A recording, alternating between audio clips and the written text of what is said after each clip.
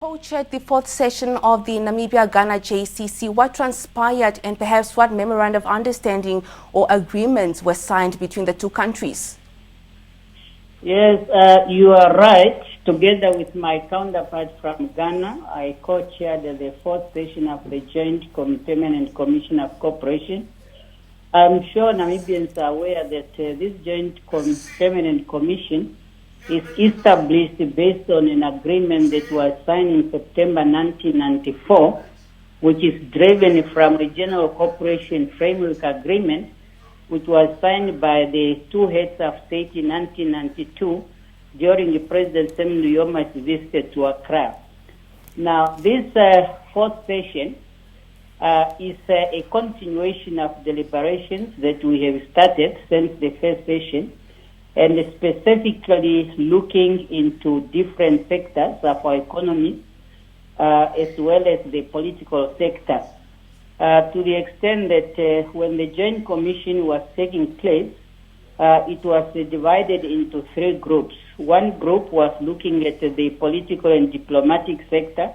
The second one was looking at the economic sector and infrastructure development, and the third one was looking at the social sector.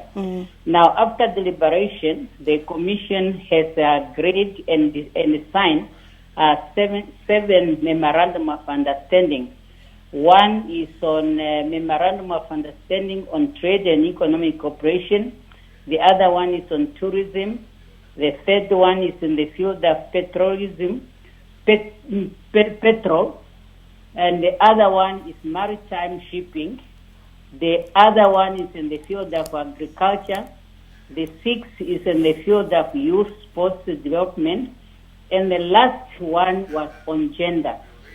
And based on this agreement, one can really tell that there's quite a wide of areas of cooperation between Namibia and Ghana.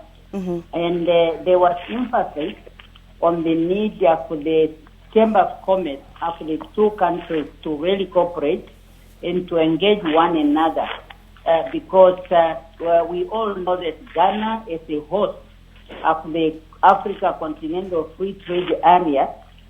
It's now going to be the center of trade in Africa.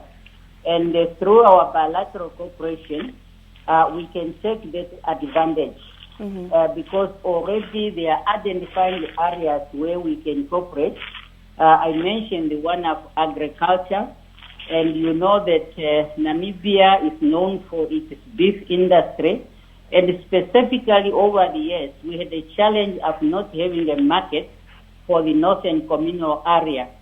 And it's now gratifying to say that we have found a market for this particular area for our country from Ghana.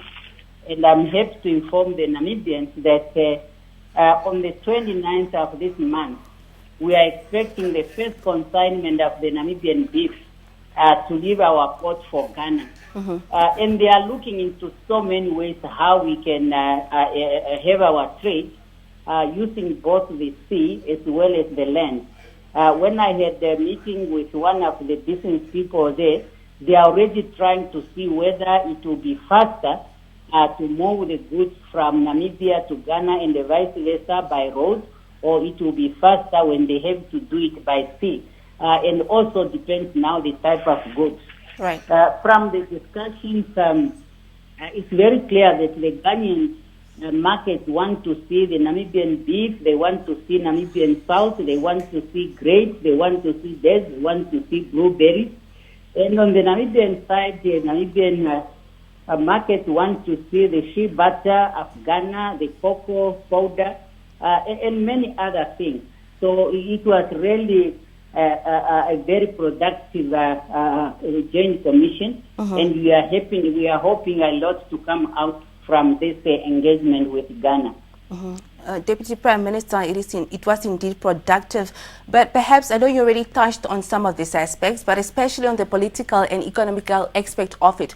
Could you just perhaps expand on how this will benefit the livelihoods of both Namibia and Ghana? Yeah, the political, you may understand that politics is really what shapes a relationship between any country. Because unless there is political stability, there is peace, it will be very, very difficult for business people to venture into engaging into business with the particular country. So that is really the importance of our political and diplomatic consultation.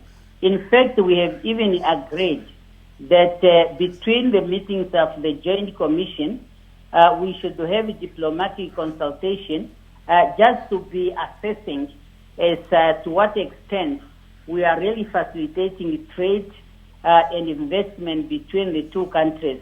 And this is now talking to our policy of economic diplomacy. And the whole idea when we were discussing, we were really looking at how the two countries can invest on each other's country. That is to say that the Ghanaian business people and the Namibian business people, they have to complement one another in a way that we want to see a balance. As you see that when people are investing in other countries, they are investing for a purpose, not necessarily to say that their main interest really is to see those particular countries to flourish, but they want the countries to flourish together.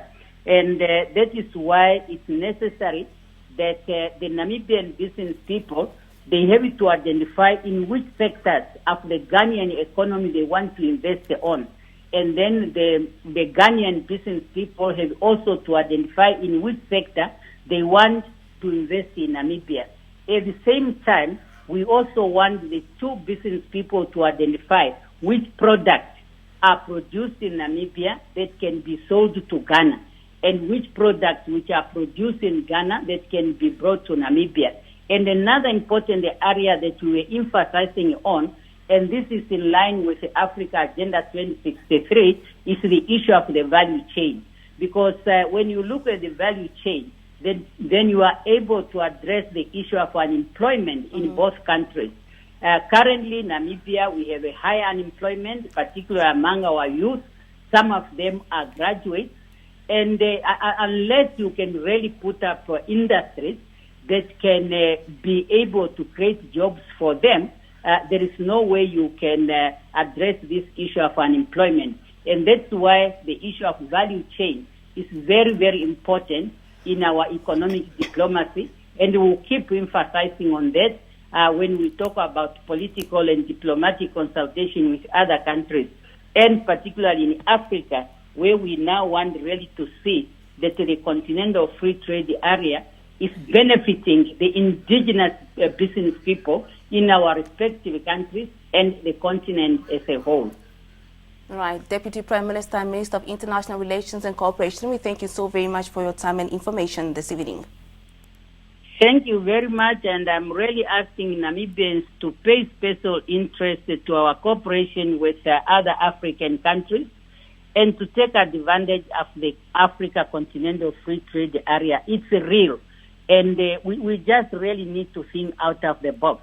And our entrepreneurs, especially the young people, we really want them to benefit. And that's why we are making sure that we get all the information, but we are also asking them to use the available technology to get information when they have to open the web page of the Continental Free Trade Area, as well as the page of the Minister of International Relations and Cooperation. Right. They will be able to get the information. And where they are stuck, they should just contact the Ministry of International Relations, as well as the Ministry of Industrialization and the Namibia Investment Board.